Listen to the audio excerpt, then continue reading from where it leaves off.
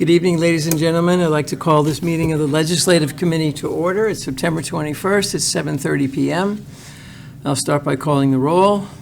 Alderman Massey. Present. Alderman Burr. Here. Alderwoman Ramkissoon. Here. 4 out of 5. We're ready to take action. You're all in receipt of a correspondence under Mr. Smith's signature regarding a contract law question. And Mr. Smith, if you would present the facts of the case and your assessment thereof. Thank you. Well, I sent a memo out because there is a lease agreement the city has which provides for municipal parking from this parking lot in question.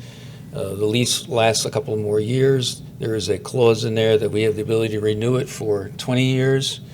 And in my opinion, the lease creates a right of the municipality, and it's a public right to have municipal parking. It just can't be given up without adequate consideration, or you're gifting to a private property. I understand that the owner of Lounsbury's wants to sell that building and then couple the sale with the sale of the parking lot that's in question across the street, which is understandable. But the parking lot across the street is leased to the city, and the only way it can be, the city can give it up, in my opinion, is to get some sort of consideration back. And otherwise, the people who are involved in this potential sale, the buyer and the seller, are going to have to negotiate on their own as to what they want to do in terms of the city's lease. There's lots of things they can do in terms of giving credits to each other or negotiating that they'll assume the buyer would assume the responsibilities of the lease, which is what is often done when you have leases on property that you're selling. The buyer assumes the responsibility of the lease. So that's really... So the current language in the current lease does not prohibit that from happening, right? To transfer the lease to No, someone absolutely else? not. No. Okay, so it's kind of contract law 101, but we have some goodwill with Mr. Lounsbury, but he wants to liquidate his assets in the city, but it doesn't seem like we should just go along with the plan. Alderman Massey, what would you like to talk about? Well, I just want to ask Alex a question. You had mentioned that in order, you think for us to be able to do it, we'd have to get something in consideration for it.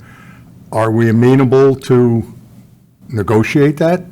Well, nobody's asked us to, and okay. And I spoke with the mayor earlier about, what would we want, and I can't think of anything in this kind of situation. To me, the negotiation really has to be between the buyer and the seller. Do they want to give credits back and forth for not having a parking lot that they can do whatever they want with, if there wasn't a lease? But if there was something the city could get, then yes, we could negotiate it. But I can't visualize, I can't give you a suggestion that we should negotiate for X, Y, or Z, because I don't know in this situation what X, Y, or Z would be. How do you replace the municipal So from our parking? standpoint, you're obviously not recommending that we go along with it. Whatever the buyer and seller work out, that's between them? Yes. Okay, thank you. As long as our lease is not impaired. Pardon? As long as our lease is not impaired by whatever deal they make. Thank you. Mr. Massey, I also asked the mayor the same question in preparation for the meeting. If it's a gift of public funds, what's the value of the gift? It's really difficult to determine the value of this piece of property. And it's been suggested that, as Alex has said, it's between the buyer and the seller to come back to the city with a proposal. It's not up to the city to make a proposal to solve the problem. Thank you. A sticky wicket, and I did not go to law school. Ms. Ramkissoon, what would you like to talk about? No, that makes all sense to me, so I'm fine with the council's advice. Mr. Burr? The thing is, we assume the taxes, I presume, right now on that piece of property, or Lounsbury pays the taxes? So he pays the taxes. All right, so, yeah, I don't think we can gain. Yeah, but part of the deal was we, and correct me if I'm wrong, Mayor, I don't have the lease right here in front of me, is that we take care of the maintenance. Yeah, we did the improvements, and we maintained the lot, plowing, lot maintenance. But the other part that Alex didn't touch on is the impact on the other businesses that are going to lose the parking, that we would, if there was some kind of compensation package given to the city. I don't see under any circumstances how we do that to the surrounding businesses either. Unfortunately, Mr. Lunsberry didn't have, good legal representation when the lease was put in place, that they give him an opportunity to terminate the lease at some point. And I don't know what our investment was. It was probably 4 or 5 years ago, maybe a little shorter. But I don't know what we put into it. But I know we did put money into it. But that's not even the big question. The big question is, it is currently public parking. And once we take away that public parking, we're impacting the other businesses. So people may have made an investment in an adjacent building, for example, with the assumption that I have public parking next to me for at least the next 20 plus years. So would the city then, take any other parking lot and sell it to a private individual? Because that's basically what you're doing. You're selling the property. You're selling your interest in the lease. So as much as we'd like to cooperate in discussions with Alex, it is a gifting of public funds. And it's not something that a district attorney would advise you to do. Okay, so it sounds like at the committee level, we agree with council's recommendation. Would either Mayor or Alex refresh my memory, to whom was the original correspondence addressed? Was it to you, Mayor? I believe it was. Okay, then would it be appropriate for you to respond in writing? Respond to it, yeah. Okay, so we'll have the mayor respond with respect to our conclusion, and then we'll see what transpires. We have a few minutes left over, so I'm going to invoke executive privilege and have a walk-on. In the third ward, we've had a question come up with a parking of a commercial vehicle on public streets, which is legal according to our code, and it's produced some consternation in the ward. And I've asked the chief if he would be willing to, would you be willing to talk about this particular issue of the tractor trailer and prohibition of parking? It would be in this committee. If we were to change it, it would be a code change to say something about commercial vehicles or some size of a commercial vehicle. And we'd rather not spot code if we could avoid it. So, Chief, facts of the case. Thank you. Good evening. Would you like to address specific questions or? Whatever you think is appropriate. So this has been Once again, they have no background of this. okay. This is a tractor trailer that's been parking on Monhagan Avenue for about a month or so. I've had some conversation or emails with some of you in regards to this. We have been dealing with it pretty much from when we first observed it. With the first day or two it was there, it was just the trailer itself, no truck. So we gave it a day just to kind of see what it was. It wasn't something that we normally see. The following day it was still there, so we actually towed it under the city code. There's city code that allows us to tow unattached trailers. So it fell within the code and it was good for us to remove it. The location that it's been parking at is on Monhagan on the, I guess it would be the south side of it along the Psych Center grounds. There's no residential homes in the area where it parks. It's right along the old stone wall area or the fence area. It's a legal parking area. By code, it is a coded area to park legally. There's nothing that prevents that vehicle from being on that road. There's no weight limit restriction on that road. There are other roads within this city that have 6,000-pound weight limits. That does not. It's not blocking a driveway. It's not interfering with traffic, anything like that. So the problem arises, the neighbors don't like it there. It's an eyesore. They're not happy that the person's parking there.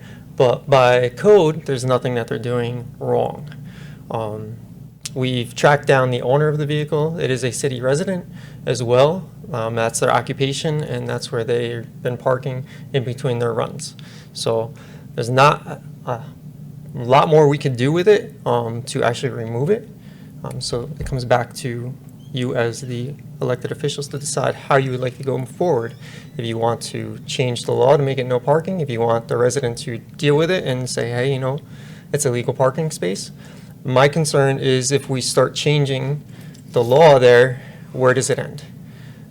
So we put up temporary parking signs under the code, which 46037, I have the authority as the police chief to enact no parking areas.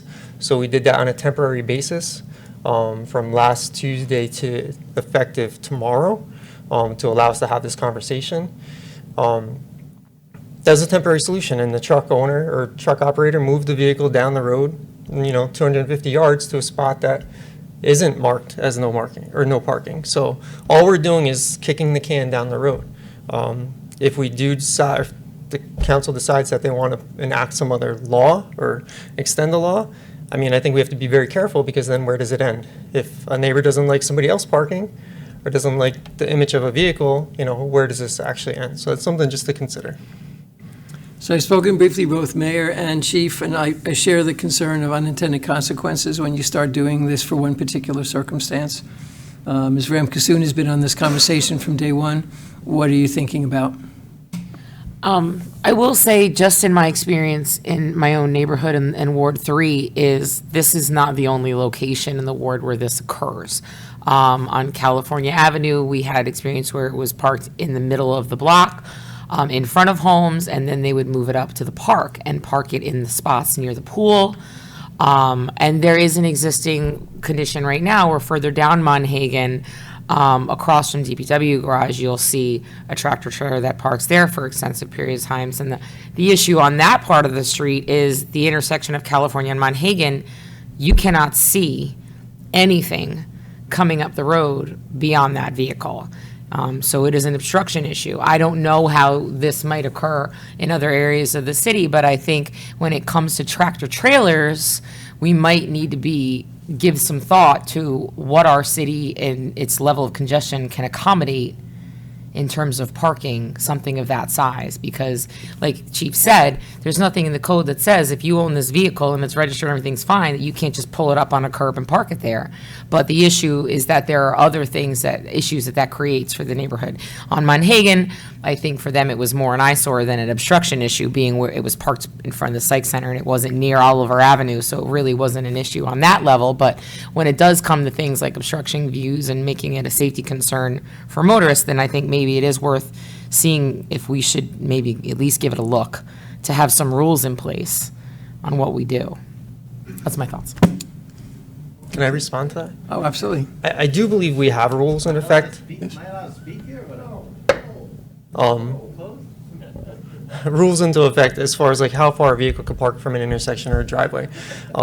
So I definitely understand your concerns and the concerns of the obstructed view. We're talking about a tractor trailer. We may have similar concerns with a van or a box truck. So once we open that door, we open it to other commercial vehicles. So this is a conversation I had with Alderman Johnson, that if there's a discussion about commercial vehicles, we got to remember commercial vehicles fall to other vehicles as well. Box trucks, vans, tow trucks, some pickup trucks. So it's just something to consider. Maybe not the greater realm of commercial, but maybe there is some level to a size or length or something.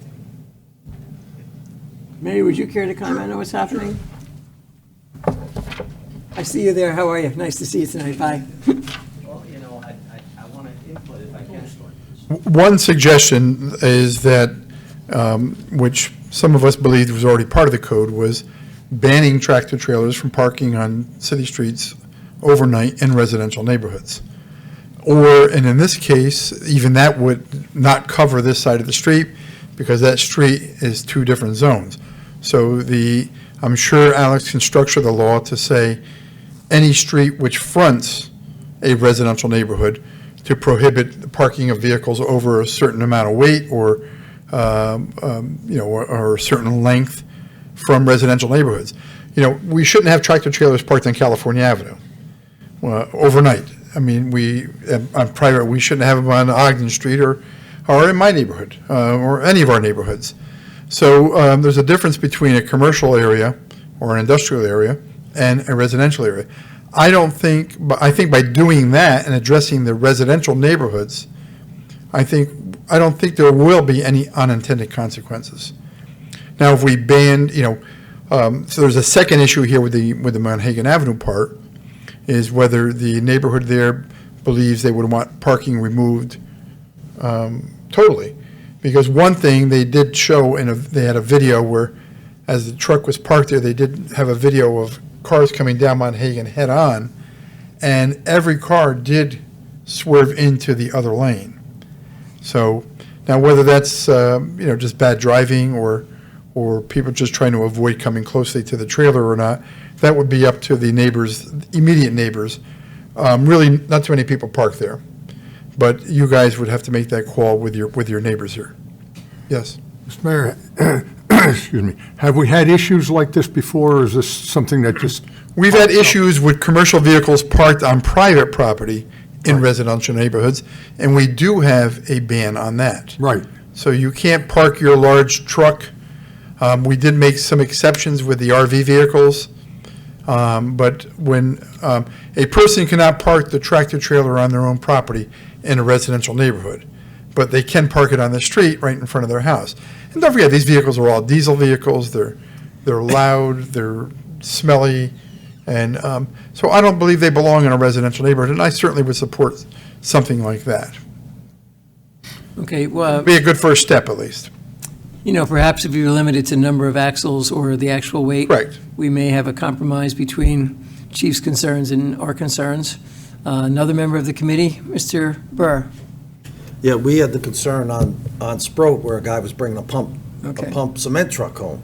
But Officer Patron went to and talked to him, said, listen, you can't block the driveway. We had the Right. driveway, so we're a little closer here. We don't have the space on some of our roads, so that's how we end up getting, and plus it was a weight limit too. The sign is way down on the end of Sproat, but it just told the guy. Yeah, you could do that, but as the chief said, we'll just be moving it around, and maybe some people This guy will be was good surprised. enough, because we had a trailer 2 doors down. Now I have a pool guy that I think he's running a commercial business out of a residential area. A pool thing, and the neighborhoods are complaining because he's on the corner, and the people can't see it go around the corner either, but it's a legal parking spot. Yeah. Well, this speaks great, But unfortunately, that's that like speaks a to dump Chief's body, concern. Now it's a a dump pool body, truck. so it's not a lot of weight. Right. So it wouldn't fit into the weight carrot, or the tires, it's only. Yeah, we're not going to be able to address every situation, but Right. a generic, the number of axles, the weight, we can come up with something that's reasonable. But I think we can all agree that tractor trailers don't belong Tractor trailers. in a residential neighborhood. And whether a box truck, somebody, I don't know, but having a tractor trailer in your neighborhood is not, parking in your neighborhood is not a very desirable, it's not only not a good view, but the fumes and of the truck warming up in the wintertime, it's just not pleasant. So that's the approach that I would take first, before moving on to something more drastic. All right, I'm going to open the floor to the rest of the group. Mr. Kleiner, what are you thinking about? Yeah, I saw that truck the first day it came on Manhattan Avenue, and I thought he was just, maybe had broken down there or something, and then I saw just the trailer there, and then afterwards I saw just the cab there. So I wasn't sure, and then I was going to ask what the paper no parking signs were for, so now I know. We had that issue in the second ward last year where the RV was parking on the corner on Royce Avenue, right by Wisner, and cars coming out of Royce could not see around it. You still have that issue on Monhegan when you come down Oliver Avenue. That's technically no parking from Oliver Avenue up past where Gino's was. That's listed in our code as no parking, but we don't have any signs up saying no parking. And that's very difficult when those cars come to the station, service station on the corner. So I would be happy to support trying to draw up something, maybe not parking by a corner and a weight limit or an axle number or something like that for not parking in a residential neighborhood. Sounds like a good idea. I think it's fairly common to have prohibitions of X number of feet from a corner, 10 feet or 20 feet, whatever. Something like that. Alderman Jean-Francois? Kind of agree with the chief. Once we start this discussion, how far we're going to go, because it's a open box of pandemic, and it's going to take a lot of research by DPW to see exactly what we have to put in the code. But and I'm pretty sure that discussion is going to be coming up, a lot of times. So we got to see, you got to really look into it to see, how we're going to draft that. Okay. President Rodriguez, any thoughts? Mr. Massey, any other thoughts on your part? All righty, then I think we have established that we would like to acknowledge that this is a problem, and it apparently crops up in more than one ward, and that we have to thread the needle and craft some type of new code that doesn't create furor throughout the community, but tries to give us an opportunity to address issues as they arise. So we'll put that back to council. I see he's taking copious notes right now as we speak. So what a guy. All righty. Having no other business of which, yes, Mr. Kleiner. I would like to make one comment quickly. I'm not on the committee, but on the lease arrangement on Lounsbury. Mr. Lansbury, yes. And it just thought that it might be possible to structure a lease to restructure the lease a little bit so that the person buying the building would be able to reserve a couple of the parking places in the lot for his business, even though the planning board always waives parking requirements for downtown businesses. But we don't know what they're planning on doing with it, but that might be a possibility in the lease to make it functional. Okay, you've provoked a response from the mayor. So if another business comes in and asks to have dedicated parking for their employees, are you going to do that in a public lot also?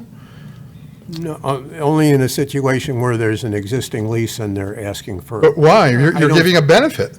That's the whole idea of, of not transferring the property. If you're going to give dedicated parking, you might as well just give it away.